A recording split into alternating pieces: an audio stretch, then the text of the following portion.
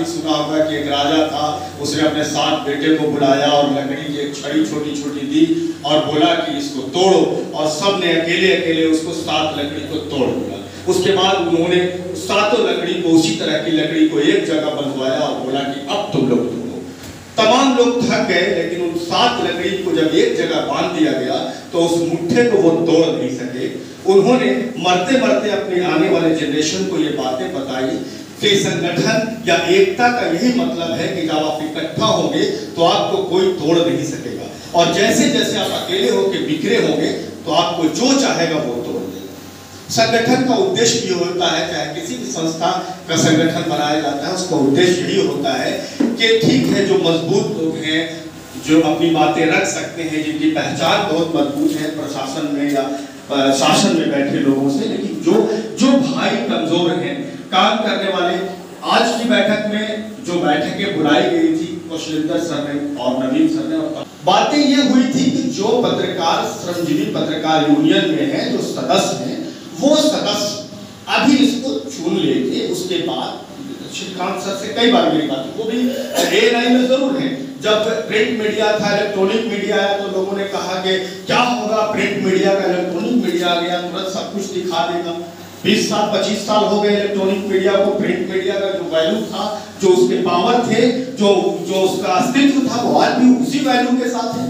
Electronic media ने सोचा कि अब डिजिटल मीडिया आ गया, मेरा क्या होगा, ये तो सब आदमी के हाथ में अब नेटवर्क है। अभी से 34 साल पहले गया से अगर धरती निकल रहा था, उस वक्त तरक्की के रास्ते में गुड्डू भाई जुड़े थे, और ये भी साप्ताहिक था जब ये जुड़े थे। यहाँ शिवघाटी में अभी इन्होंने, गुड्डू भाई ने एक बड़ी अच्छी बात कही कि तब पत्रकारिता में जो स्वतंत्रता सेनानी थे, जो समाज के लिए लड़ाई लड़ने वाले थे, उन्होंने पत्रकारिता की शुरुआत की थी, हस्तलिखित तरीके से हो या जो आंदोलन का एक तरीका था वो। जब देश की आजादी हो रही थी तो स्वतंत्रता से, हमारे शहर में जब इसकी शुरुआत हुई तो हमारे नर्मदेश्वर पाठक रहे हो यहाँ के, या नामक हमदापुरी साहब रहे हो, जनकनंदन बाबू रहे, ऐसे लोग हमारे प्रेरणा थे। और उसके बाद नई पीढ़ी में जो हमारे संकट गुड्डू भाई रहे, हम लोग आए, तो ये ठीक है कि मेन स्ट्रीम गई, मुझे दूरदर्शन में भी रिपोर्टर रखा।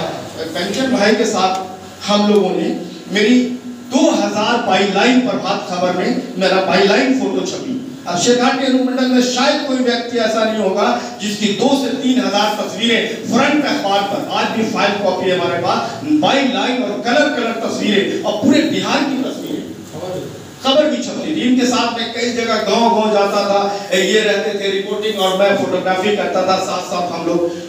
श्रीकांत जी जब ये अध्यक्ष बने थे और श्रीकांत जी महासचिव थे जिला में, उन्होंने कार्यकारिणी में मुझे रखा था, तब मुझे इनके सोवेनियर में मिला था लिखने के लिए कि शिवघाटी जिला क्यों बने। तो ऐसे बहुत सारे मौके आए, दूरदर्शन ने मुझे मौका दिया कि आप रिपोर्टिंग कीजिए, कई बड़े अखबार ने मुझे बड़ा पद देने की बात कही। इस बात की कंचन जी यहाँ पे है, लेकिन मेरी व्यवस्था दिल लगने की बात है। एक कोई बेटा को डॉक्टर बनाना चाहे, बेटा एक्टर बनना चाहे, कभी नहीं वो एक्टर डॉक्टर बनेगा, वो एक्टर ही बनेगा। कोई शायर और लेखक बनना चाहे, उसको कहे इंजीनियर बन जाओ, कभी नहीं बनेगा। मेरी रुचि हमेशा इलेक्ट्रॉनिक मीडिया में रही, डिजिटल में रही, हमारी रुचि उसमें रही। चूंकि उसकी एंकरिंग, उसका तरीका, एडिटिंग का तरीका, मैं सिनेमा में रहा, 20-25 फिल्मों में काम किया, तो मुझे उसके नॉलेज रहे, फिल्मों की शूटिंग का, डॉक्यूमेंट्री बनाने का, तो मेरा इंटरेस्ट रहा हमेशा, इसलिए मैं प्रिंट में नहीं गया। लेकिन 1-2 बार गुड्डू जी ने अपने एक इंटरव्यू में कहा था, मैंने बहुत गौर से, कि कुछ चीजें अखबार की मजबूरी होती है, कि बहुत सारी चीजें ये चाह कर भी नहीं दे सकती, कुछ दिखाना चाहते हैं, लेकिन चूंकि इनके ऊपर बैठे जो ब्यूरो चीफ है, हेड है, वो शायद उतनी जगह नहीं दे पाए, उनकी अखबार की मजबूरी है। तो डिजिटल प्लेटफॉर्म एक अच्छा ये है कि जो चीजें बहुत आगे नहीं जा सकती वो डिजिटल मीडिया से, कई लोगों के, मैंने ऐसे अनछुए लोगों के इंटरव्यू दिखाए जिनको कभी मीडिया की पहुंच वहां तक नहीं गई थी, लेकिन हमने उनको दिखाया। बस नजरिया क्या है आपका,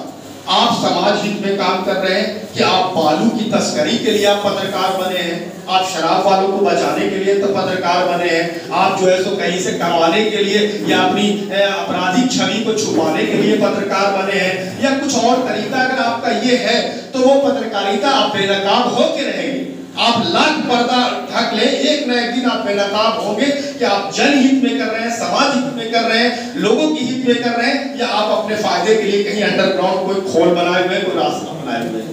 तो संगठन कि जहाँ तक बात है सूबेदार भाई भी हमारे मित्र हैं, ये भी बहुत दिनों से लिख रहे हैं, बहुत सब लोग यहाँ पर जो लोग हैं सबकी अपनी, देखिए हम तमाम लोग सबकी लड़ाई लड़ते हैं। एक पत्रकार की जब कोई बात आती है, उनके बच्चे अच्छा करते हैं तो पत्रकार उसको नहीं आगे तरजीह देते। अगर उनको कोई अवार्ड मिलता है तो पत्रकार पीछे हो जाते हैं। क्यों?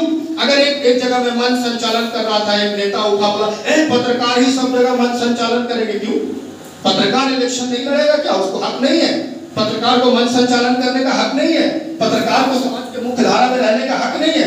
उसको भी तमाम चीजों का हक है, वो भी सांसद बन सकता है, विधायक बन सकता है, समाज के मुख्य धारा में रह सकता है। ये हम ही रोकने वाले क्यों हैं? हम उनको आगे बढ़ाएंगे, उनको शक्ति देंगे, उनको ताकत देंगे। और संगठन इसलिए भी होता है कि अगर एक भाई को यहाँ तो भाई दिखाने के लिए बिना जरूरत डीएसपी साहब से देर तक बात कर रहे हैं, थानेदार से देर तक बात कर रहे हैं, जितनी बात की जरूरत है उतना करो, घर जाओ, जितना शॉर्ट बनाना शॉर्ट बनाओ, घर जाओ। 1 घंटे तक इस बोतल का फोटो लेते रहोगे इसलिए कि 100 आदमी देखे कि आप बहुत बड़े पत्रकार हैं।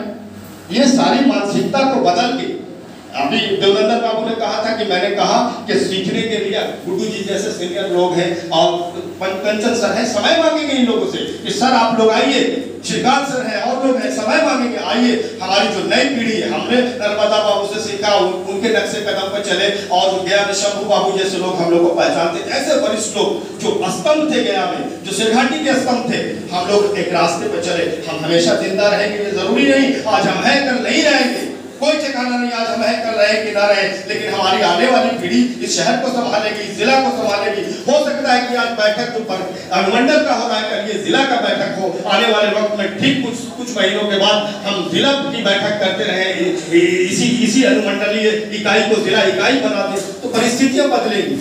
तो कोई बेगाना नहीं है, कोई अलग नहीं है, कोई कम नहीं है, कोई देशी नहीं है। बस इतना जरूर है कि बड़ों को बड़ा समझना पड़ेगा, सीनियर को सीनियर समझना पड़ेगा।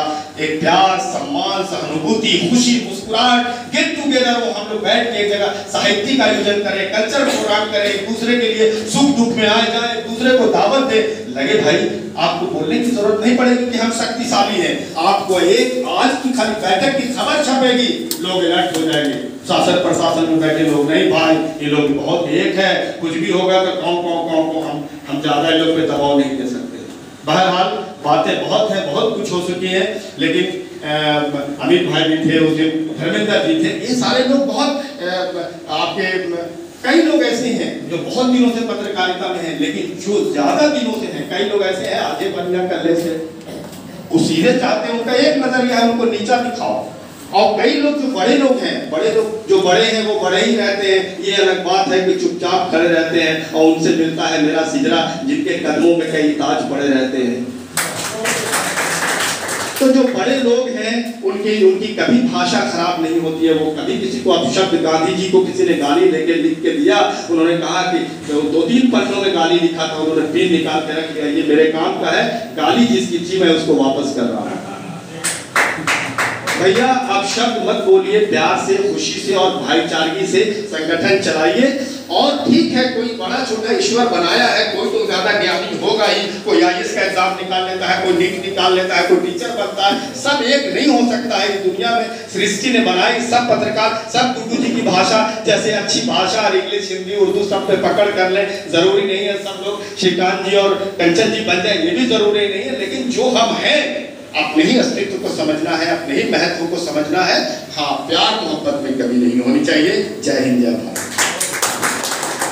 बहुत बढ़िया सागरभित बात इमरान जी ने एकदम जो अंत में होता है वो सब किया, उन्होंने सब कुछ बता दिया। हमको लगता है कि अब कुछ बात बची नहीं है, अब तमाम चीजें पूरी हो गई हैं। अब हम हमारे अतिथि हैं सूर्यकांत जी और कंचन जी।